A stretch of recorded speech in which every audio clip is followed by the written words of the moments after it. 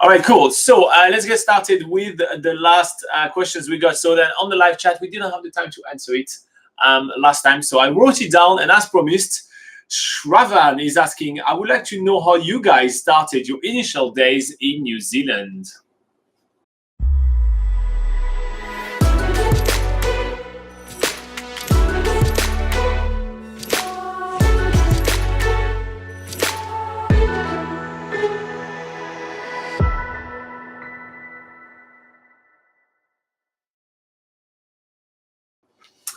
All right, so I think Laura and I really had different experiences in New Zealand, and that dates a few years back, which is quite interesting.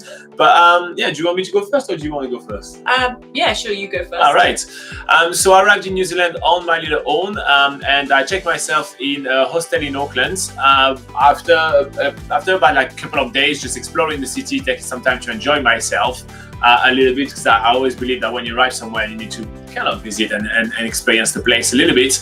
I went to the bank and I opened the bank account because I was on a working holiday visa. So working holiday visa did allow me to work and travel in New Zealand for 1 year. It's available for citizens from 42 different countries. So if you want to know more about that, you can check on BackpackerGuide.NZ or on the link below that we can be putting with all the information about that. Now, so on by day 3, I opened the bank account that allowed me to then apply for an IRD number, which is kind of a tax number here in New Zealand. Once I had all of that, I was ready to look for some work. Now, I was a little bit foolish, and I thought it would be like, you know, the easy breezy things to just work in Auckland, be able to save some money. But the fact is that in Auckland, life is very expensive and jobs just all pay minimum wage. So I did work a little bit in Auckland, but I really didn't save that much money. So that wasn't that great. But yeah, I started walking around the city with my CVs. I actually targeted different suburbs of Auckland, not the Auckland CBD, which is the city center. I looked at kind of where were the most commercial suburbs, and I used to work in shops before, so as a shop attendant, so I knew I had this experience. So I went to a suburb called Newmarket, and actually I got a job there in the store. And yeah, that's basically how it worked. I got a job within about like 3 days only, but I had to wait to get my IRD number sorted to be able to start working. But that gave me peace of mind to be able to explore the city. But looking back at it, I would definitely change the way I do things. I will actually, rather than spending like 2 days kind of exploring Auckland, I would actually hop on the bus and go to a different towns like Tauranga or Rotorua. And this is where I will go to open my bank account, do the IRD number, and also look for work. I feel it would have made the whole process much easier. It kind of sounds really easy the way I'm saying, oh, this is just what I did. But it was, you know, I had to go to 3 different banks to be able to get an appointment, to get an IRD number. And yeah, I really felt like I didn't save any money for afterwards. So after a few months, I actually left Auckland and I went to work somewhere else to be able to, you know, to save money and start traveling around New Zealand. So yeah, if there is a lesson to learn from what I've done, is like, don't do what I've just done, but maybe just go and work outside of Auckland. You're gonna have a much better time. Every single time I was working outside of Auckland, I saved more, I spent less, I earned more as well, and I got to explore New Zealand more, because Auckland is quite hard to get out of. You know, there's some big highway and everything, but it's far from all the places that you want to visit.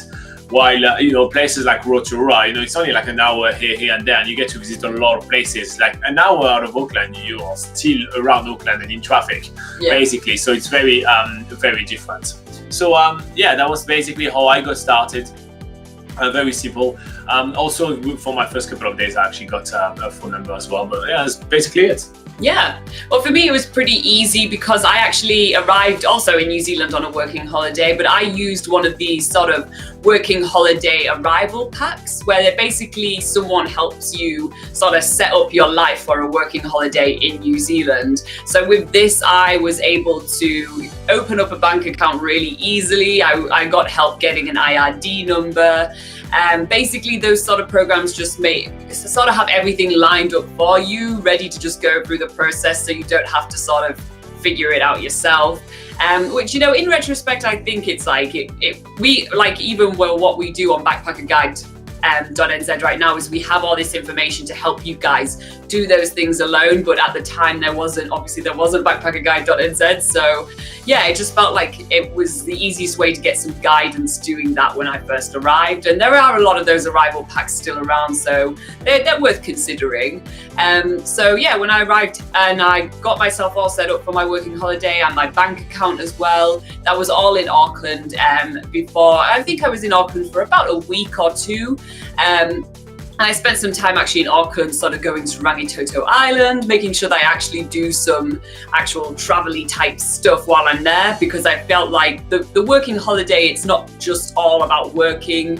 It's also it's there to really sort of immerse yourself in a whole different country and do some really awesome travel experiences. So I made sure I had a good balance of that on my first week in Auckland before I actually left Auckland pretty early on, and then made my way down on, I think it was on the Kiwi Experience bus. So that's like one of those bus tours in New Zealand. It's the big green one, right? The big green one, and I went down to Queenstown, and it was in Queenstown actually where I ended up getting a job for the winter season. So I had made sure that I did have plenty of travel time at the beginning of my working holiday, and making sure that I actually find a good place to sort of settle down for work later on. So yeah, that's pretty much what I did. Yeah, and so you find that it just made it really easy and just a breeze for you to do this. Yeah, for the arrival. Back, yeah. Yeah. It definitely relieves the stress if you are, because I was traveling alone for the first time, and actually, yeah, working in a different country for the first time, which I know Robin actually had done himself actually in a few different countries before arriving in New Zealand. Yeah, I definitely didn't have the stress. I was like, it's just another I do week. This all the time. Just another week, another country. Yeah. No, that makes sense, yeah, but if you guys do need any more tips on what to do for your first week in New Zealand, we do have an article on BackpackerGuide.NZ, which is literally just that. It's an article which is the complete guide to your first week in New Zealand. So we will make sure we add the link in the description below. Yeah, so now basically we've done all the homeworks for you guys. So, we didn't have those kind of helps when we arrived, since, well, we didn't create the site just yet. So yeah, quite handy in that way. Yeah. All right, if you did find this video useful, like and subscribe. It always helps us out a lot. And check out in the comments below for all the links that are relevant to what we just talked about. Or more like in the description below. Yes, that's true.